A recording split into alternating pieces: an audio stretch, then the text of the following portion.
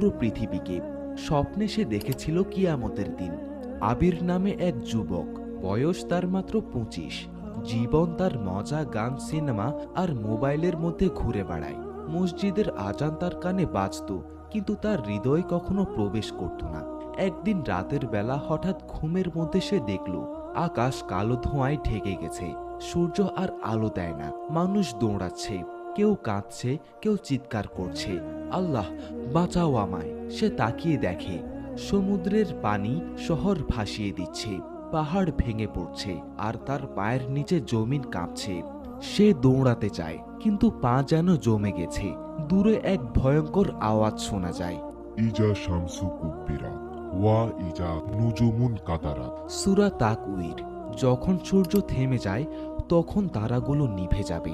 হঠাৎ সে দেখে কোটি কোটি মানুষ এক ময়দানে জড়ো হয়েছে। সেখানে